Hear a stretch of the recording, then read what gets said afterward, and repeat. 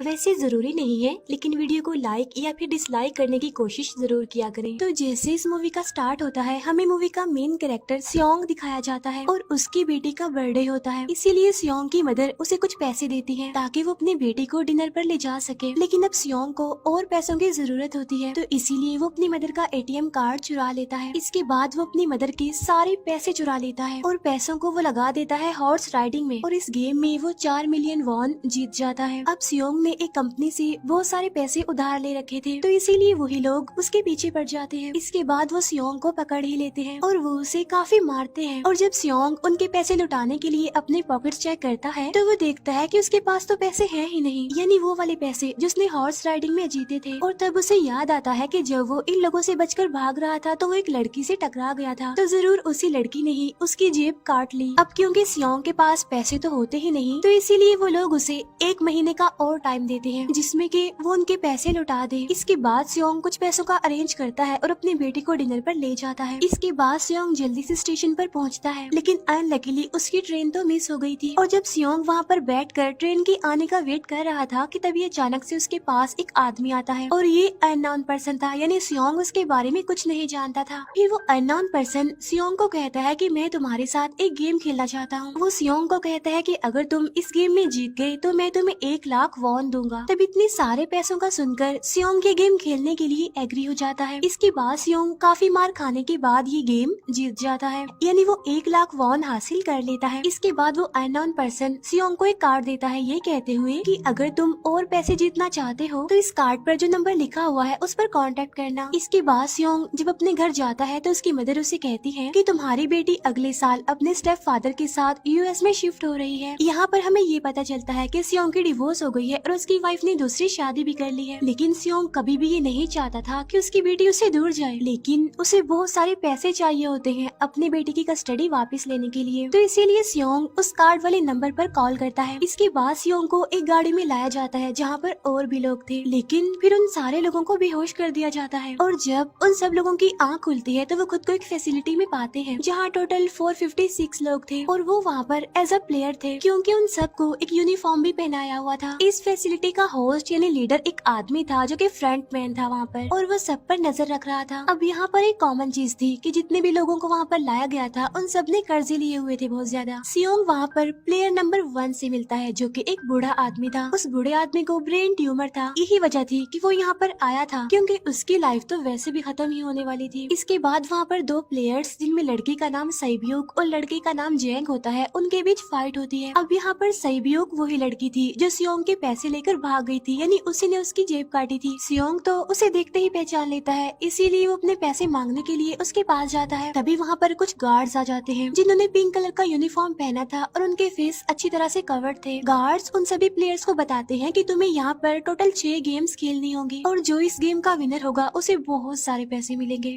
इसके बाद उन सबसे एक कॉन्ट्रैक्ट पर साइन करवाया जाता है, और इस कॉन्ट्रैक्ट के 3 मेन रूल्स थे। पहला रूल ये कि कोई भी प्लेयर अपनी मर्जी से गेम को छोड़कर नहीं जा सकता। दूसरा रूल ये होता है कि जो भी प्लेयर खेलने से मना करेगा तो उस प्लेयर को एलिमिनेट कर दिया जाएगा, और उनके मुताबिक एलिमिनेट का मतलब क्या था ये तो हम आगे ही जानेंगे। गेम का तीसरा रूल ये था कि अगर मेजोरिटी इस गेम को खेलना नहीं चाहती तो वो इस गेम को छोड़कर जा सकते हैं। इसके बाद उन सबको गेम के लिए ले जाया जाता है। अब यहाँ पर सियोंग अपने क्लासमेट सेंगवू से भी मिलता है जो कि उसे बचपन से जानता था। सियोंग उसे वहाँ पर देखकर काफी हैरान होता है क्योंकि वो तो किसी बिजनेस के लिए आउट ऑफ कंट्री चला गया था। अब पहले गेम के लिए वहाँ पर एक काफी बड़ी डॉल थी, और इस गेम का रूल काफी सिंपल था, और वो ये था कि डॉल जब भी गाना गाएगी उन सबको आगे बढ़ना है, और जैसे ही वो गाना गाना बंद करेगी तो उन सबको रुक जाना है और मूव नहीं करना है, और अगर कोई हिल गया तो उसे एलिमिनेट कर दिया जाएगा। अब स्टार्टिंग में तो ये सब कुछ उन्हें किसी प्रैंक की तरह लग रहा था, लेकिन जब एक लड़का हिल जाता है तो उसे शूट करके मार दिया जाता है, और यही होता है एलिमिनेट का मतलब, यानी उन्हें मार दिया जाएगा। अब ये देखकर वो सारे लोग काफी घबरा जाते हैं, और उन्हें पता चल चुका था कि वो खतरे में है, इसीलिए लोग डरते हुए पैनिक करते हुए इधर उधर भागने लगते हैं।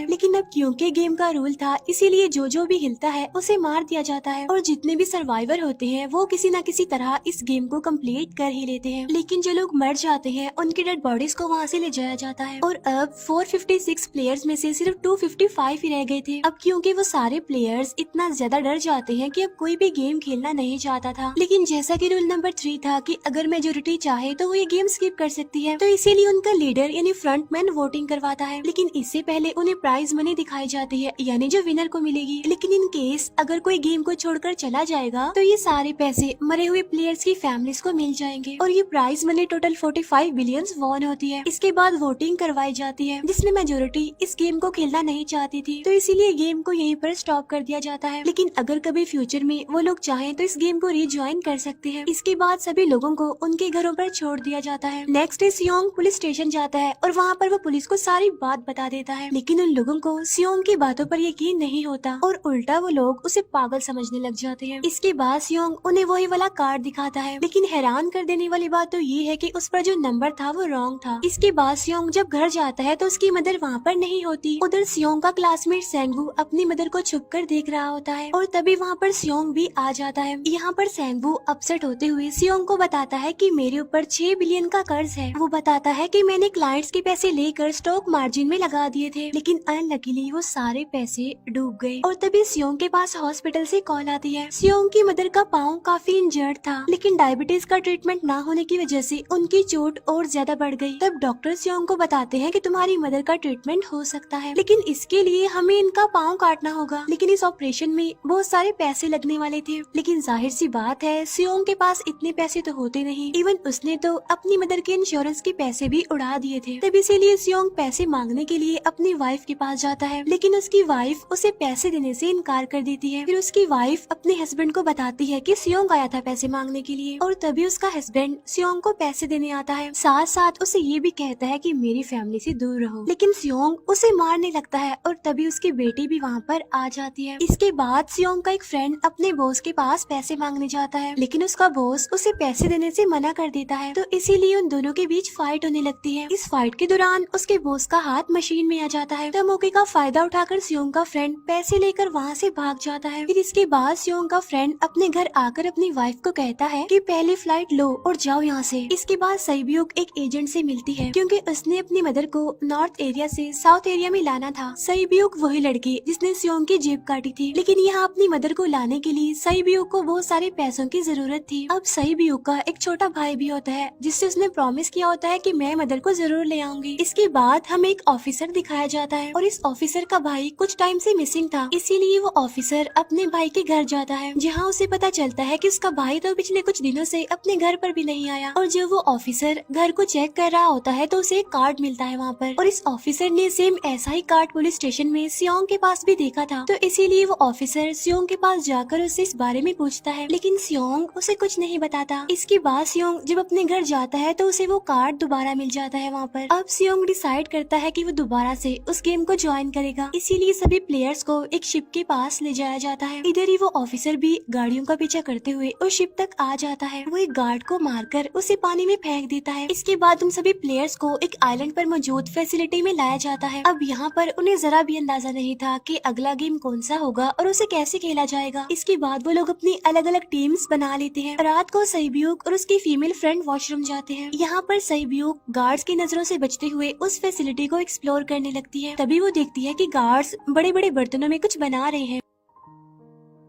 लेकिन अब क्योंकि गार्ड्स को शक हो जाता है तो एक गार्ड वॉशरूम्स को चेक करने के लिए आता है, लेकिन तब तक सईब्यूक वापस आ चुकी थी। इसके बाद सईब्यूक अपनी फीमेल फ्रेंड को सारी बात बता देती है जो उसने देखा था, लेकिन यहाँ पर सेंगवू उन दोनों की बातें सुन लेता है और वो इस बारे में सईब्यूक से पूछता है, जिस पर सईब्यूक बताती है कि वो बड़े बड़े बर्तनों में कुछ पका रहे थे। इसके बाद उन सभी प्लेयर्स को प्ले ग्राउंड में लाया जाता है, जहाँ पर उनके सामने 4 शेप्स थी। 4 शेप्स में से उन्होंने किसी एक शेप को चूज करना था। अब यहाँ पर सेंगवू को पता चल जाता है है कि गेम क्या है और क्या करना है हमें। सेंगवू सियोंग को बताता है कि सबने अलग अलग शेप्स को चुनना है। इसके बाद उन सभी को एक छोटा सा बर्तन दिया जाता है जिसमें की शेप्स बनी होती है। अब गेम उनकी ये होती है कि उन्होंने किसी तरह उस शेप को बाहर निकालना है बगैर डैमेज किए, लेकिन अगर शेप जरा से भी खराब हो गई तो उन्हें एलिमिनेट कर दिया जाएगा, यानी मार दिया जाएगा। अब यहाँ पर सेंगवू तो इजिली उस शेप को निकाल लेता है, लेकिन सियोंग इतना ज्यादा घबरा जाता है कि उसकी हालत खराब होने लगती है, लेकिन फिर वो किसी न किसी तरह करके इस गेम को भी जीत लेता है। इसके बाद उन सबको वापस से रूम में लाया जाता है। अब यहाँ पर 187 प्लेयर्स वापस आए थे, जिनमें से अब सिर्फ 108 ही रह गए थे। इसके बाद उन सबको खाने के लिए ले जाया जाता है, लेकिन खाने की वजह से जैंग की एक लड़के से फाइट हो जाती है, जहाँ पर जैंग उस लड़के को इतना ज्यादा मारता है कि वो मौके पर ही मर जाता है। इधर ही हम देखते हैं कि उन प्लेयर्स में से एक डॉक्टर होता है जो गार्ड्स के साथ मिलकर मरे हुए लोगों के ऑर्गन्स निकाल कर उन्हें चाइनीज को बेचने का काम करता है। इसीलिए जब भी डेड बॉडीज को ले जाया जाता है तो वो डेड बॉडीज को गायब कर लेते हैं, क्योंकि ये सब कुछ एक प्लान के अकॉर्डिंग चल रहा था, क्योंकि ये सारा कुछ फ्रंट मैन से छुप कर हो रहा था। यही वजह थी कि कंट्रोल रूम में भी उन्होंने अपना ही एक आदमी बिठाया हुआ था जो कि उन लोगों की सारी वीडियो फुटेज डिलीट कर देता था, और गार्ड्स तो डॉक्टर को गेम के बारे में पहले ही बता देते थे ताकि वो सरवाइव कर सके। यहाँ पर एक गार्ड उसी प्लेयर डॉक्टर को बताता है कि आज हमने प्लेयर्स को जानबूझकर खाना कम दिया है ताकि वो आपस में लड़ने लगे, जिससे होगा ये कि सारे वीक प्लेयर्स गेम से आउट हो जाएंगे। साथ ही गार्ड डॉक्टर को अपनी अगली गेम के बारे में बता देता है। अब 30 मिनट के बाद वहाँ पर लाइट्स ऑफ होने वाली थी। अब यहाँ पर सेंगवू को पता था कि सियोंग की टीम जरूर कोई उल्टा काम करेगी, इसीलिए वो उस टीम को अपने पास बुलाकर उन्हें रिलैक्स रहने के लिए कहता है। उधर वो जो डॉक्टर प्लेयर होता है वो जैंग की टीम में शामिल हो जाता है। यहाँ पर डॉक्टर जैंग को बता देता है कि अगला गेम क्या होने वाला है। इसके बाद लाइट्स ऑफ हो जाती है और जैंग अपनी टीम के साथ मिलकर बाकी सभी को मारने लगता है। जैंग एक लड़की को मारकर सईब्यू को मारने जाता है, लेकिन तभी सियोंग उसे बचा लेता है। इसके बाद गार्ड्स वहाँ पर आकर उन सभी को रोक लेते हैं और अब टोटल 80 लोग रह गए थे। इसके बाद उन सभी को तीसरे गेम के लिए ले जाया जाता है और यहाँ पर उन्हें 10-10 प्लेयर्स की एक टीम बनाने के लिए कहा जाता है, और वो लोग ऐसा ही करते हैं, अपनी अपनी टीम बना लेते हैं। अब क्योंकि जैंग को अगली गेम के बारे में पहले ही पता होता है, इसीलिए वो सईब्यू की फीमेल फ्रेंड को अपनी टीम में नहीं रखता और वो अपनी टीम में सिर्फ मर्दों को ही रखता है। इसके बाद सेंगवू भी अपनी एक टीम बना लेता है। अब क्योंकि उन्हें एक प्लेयर की जरूरत थी तो इसीलिए सईब्यू की फीमेल फ्रेंड उनके टीम में शामिल हो जाती है, और ये गेम असल में टग ऑफ वॉर का होता है, यानी उन्होंने अपने सामने वाली टीम को नीचे गिराना था। इसके बाद गेम स्टार्ट हो जाती है और जैंग की गेम बड़ी आसानी से इस गेम को जीत लेती है। इसके बाद बारी होती है सेंगवू की टीम की। तब प्लेयर नंबर 1 यानी वो बूढ़ा आदमी कहता है कि मैंने अपनी जिंदगी में बहुत सारी टग ऑफ वॉर्स खेल रखी है, इसीलिए उन सबको गाइड करता है कि इस गेम को कैसे जीतना है।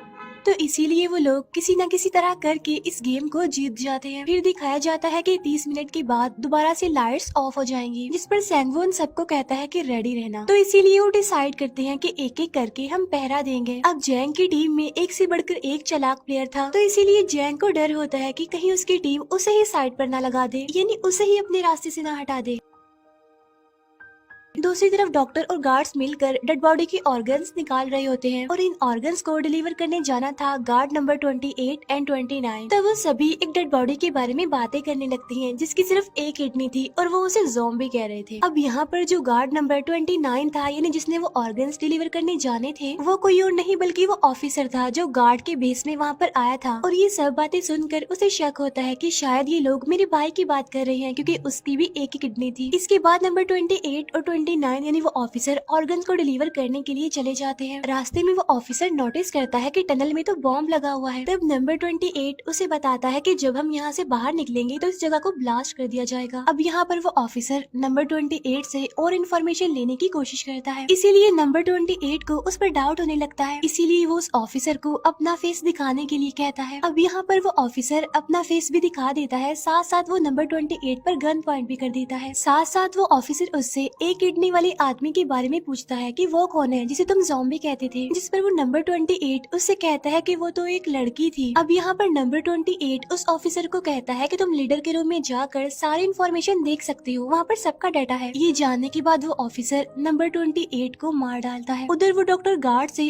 अगली गेम के बारे में पूछता है, लेकिन इस बार गार्ड्स को भी अगली गेम के बारे में पता नहीं होता। तब इसीलिए डॉक्टर को गुस्सा आ जाता है और वो एक गार्ड को पकड़ लेता है और उनकी फाइट होने लगती है। इसी फाइट में डॉक्टर उस गार्ड को मार कर वहाँ से भाग जाता है। इसके बाद एक गार्ड भी उसका पीछा करता है और वो दोनों प्लेग्राउंड में आ जाते हैं। यहाँ पर गार्ड डॉक्टर को अपनी बातों में फंसा कर उसे मारने वाला होता है, लेकिन तभी लीडर यानी फ्रंटमैन आकर उसे मार डालता है और बाद में वो उस डॉक्टर को भी मार डालते हैं। साथ साथ इन्हें वहीं पर नंबर 28 की डेड बॉडी भी मिल जाती है, जिससे इन्हें ये पता चल जाता है कि फैसिलिटी में कोई घुस गया है। उधर वो ऑफिसर लीडर यानी फ्रंटमैन के रूम तक पहुंच जाता है। तो वो चेक करते करते एक ऐसे रूम में जाता है जहाँ पर सबके रिकॉर्ड्स थे, और जब वो ऑफिसर रिकॉर्ड चेक कर रहा होता है तो उसे सभी विनर्स की एक लिस्ट मिलती है, जिसमें उसके भाई का भी नाम था, यानी वो भी कभी विनर था। उधर सभी प्लेयर्स को 4th गेम के लिए ले जाया जाता है, जहाँ पर उन सबको अपना अपना पार्टनर चुनने के लिए कहा जाता है, और वो प्लेयर्स करते भी ऐसा ही है, अपना अपना पार्टनर चुन लेते हैं। सहीब्यूक की फीमेल फ्रेंड भी अपना पार्टनर ढूंढने की कोशिश करती है, लेकिन कोई भी उसका पार्टनर बनने को तैयार ही नहीं था। इसके बाद सभी प्लेयर्स को 10-10 मार्बल्स दिए जाते हैं। असल में ये गेम ऐसी होती है कि एक प्लेयर को अपने पार्टनर से सारे मार्बल्स लेने होते हैं बगैर कोई जोर जबरदस्ती किए, और जो दूसरा पर्सन होगा यानी जिसके पास मार्बल्स नहीं होंगे उसे मार दिया जाएगा। फिर सैंगवू और सियोंग का फ्रेंड ऑड और इवन का गेम खेलते हैं, जिसमें कि उन्होंने गेस करना था कि सामने वाले के हाथ में कितने मार्बल्स हैं। अब यहाँ पर सियोंग का फ्रेंड सैंगवू के सारे मार्बल्स जीत जाता है, जिसकी वजह से लास्ट में सैंगवू के पास सिर्फ एक ही मार्बल बचता है। अब क्योंकि सैंगवू को पता चल चुका था कि अब वो बच नहीं पाएगा, इसीलिए वो सियोंग के फ्रेंड को अपनी बातों में फंसा कर उसे ये यकीन दिलाता है कि अगर हम में से कोई भी हार गया तो हारे हुए लोगों का मैच दोबारा करवाया जाएगा। अब यहाँ पर सैंगवू धोखे से सियोंग के फ्रेंड के सारे मार्बल्स चेंज कर देता है। इसके बाद सैंगवू मार्बल्स लेकर गार्ड को दे देता है और वहाँ से बाहर चला जाता है, और जब सियोंग का फ्रेंड मार्बल्स चेक करता है तो वहाँ पर पत्थर होते हैं। उधर प्लेयर नंबर 1 यानी उस बूढ़े आदमी की हालत खराब हो रही थी, इसीलिए वो तो इधर उधर घूम रहा था, लेकिन सियोंग किसी तरह उसे खेलने के लिए एग्री कर लेता है। अब यहाँ पर वो दोनों यानी वो बूढ़ा आदमी और सियोंग भी इवन ऑड खेलते हैं। अब इनमें से वो बूढ़ा आदमी सियोंग के सारे मार्बल्स जीत जाता है, लेकिन लास्ट राउंड में वो बूढ़ा आदमी भूल जाता है कि उसने क्या चूज किया था। तो यहाँ पर सियोंग उसी बातों में फंसा कर उसके सारे मार्बल्स ले लेता है, लेकिन यकीन मानिए कि वो बूढ़ा आदमी काफी चालाक था। उसने एक मार्बल अपने पास ही रखा हुआ था और वो दोबारा से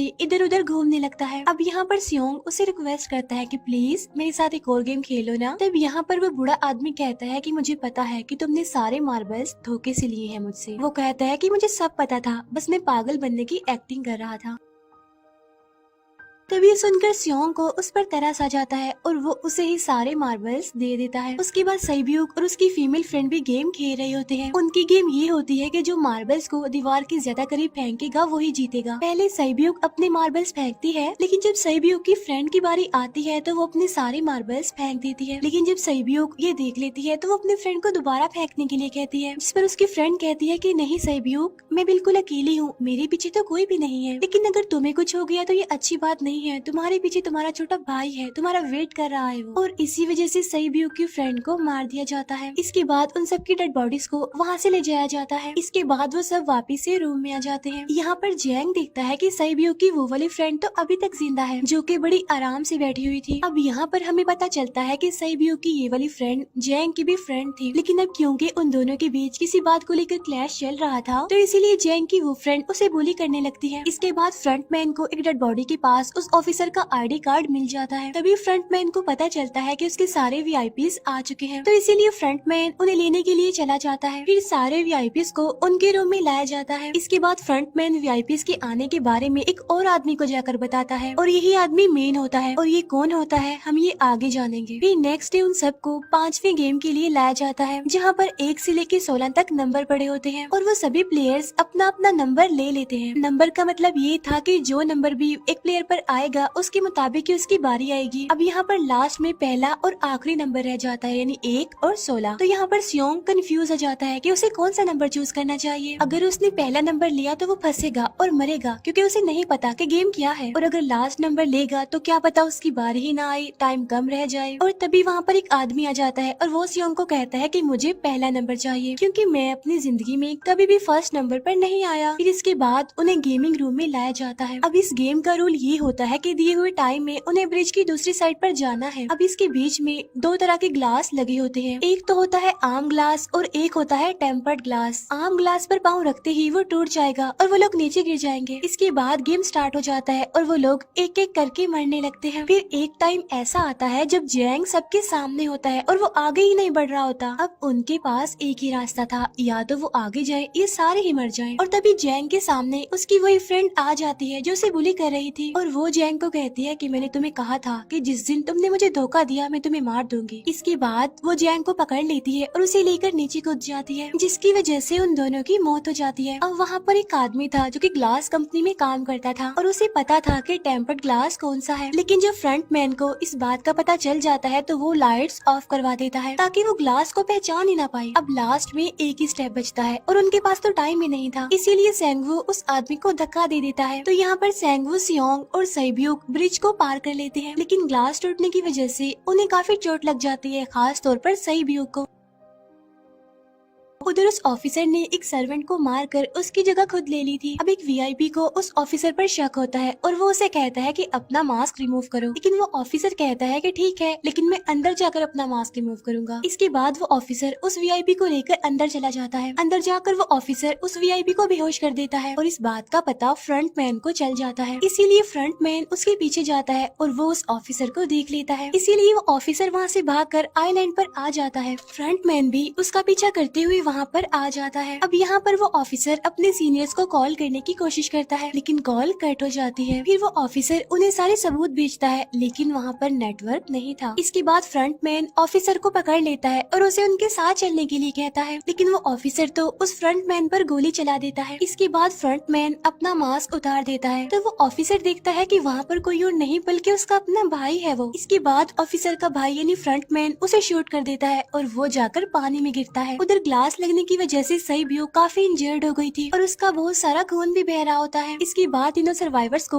डिनर के लिए ले जाया जाता है और उनके पास एक एक नाइफ भी रख दिया जाता है, मतलब रात में उन तीनों में से कोई भी एक दूसरे को मार देगा। तभी सियोंग नोटिस करता है कि सैब्यूक की हालत काफी खराब है, इसीलिए वो सैब्यूक को कहता है कि फिक्र मत करो, हम दोनों साथ हैं और इस गेम में हम दोनों मिलकर सेंगवू को हरा देंगे। इसके बाद हम दोनों यहाँ से बाहर निकल जाएंगे और पैसों को आधा आधा डिवाइड कर लेंगे। सैब्यूक उसे बताती है कि मेरा एक छोटा भाई है जिसे मैं ऑर्फनेज में छोड़कर आई हूँ, और अगर हम दोनों में से कोई भी जिंदा बचकर बाहर जाएगा तो उसे उन दोनों की फैमिलीज का ख्याल रखना होगा। अब सैब्यूक की हालत काफी खराब थी, उसे डॉक्टर की जरूरत थी, इसीलिए सियोंग कोई मदद लाने के लिए जाता है, लेकिन जब तक वो वापस आता है तब तक सेंगवू सैब्यूक को मार चुका था। फिर नेक्स्ट डे उन दोनों को गेम नंबर 6 यानी लास्ट गेम के लिए ले जाया जाता है। गेम का रूल बड़ा ही सिंपल था कि मार दो या मर जाओ, और इस गेम का नाम होता है स्क्विड गेम। इसके बाद गेम स्टार्ट हो जाती है और उन दोनों के बीच काफी फाइट होती है, लेकिन लास्ट में सेंगवू की हालत खराब होने लगती है। तभी सियोंग कहता है कि मैं इस गेम को रोकना चाहता हूँ, और तभी सियोंग सेंगवू को उसके साथ चलने के लिए कहता है, लेकिन सेंगवू तो अपने आप को ही मार डालता है, जिसकी वजह से सियोंग गेम जीत जाता है। फिर फ्रंट मैन सियोंग को कहता है कि तुम बहुत अच्छा खेले, लेकिन मुझे इसकी उम्मीद नहीं थी। इसके बाद सियोंग को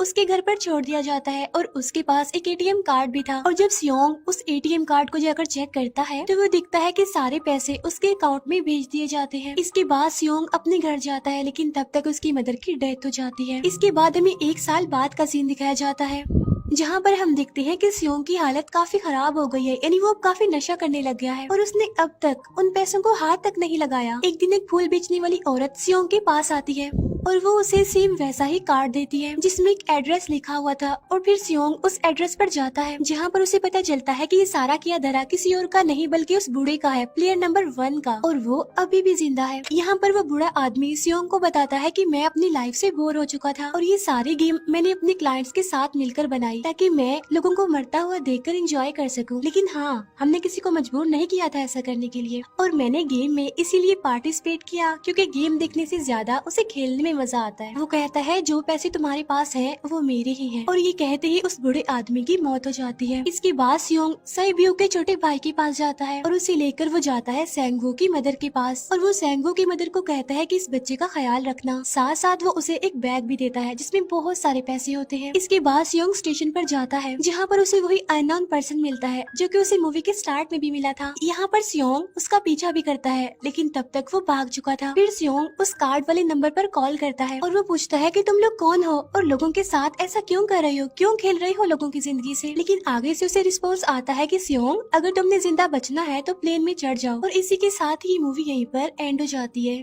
थैंक यू फॉर वॉचिंग।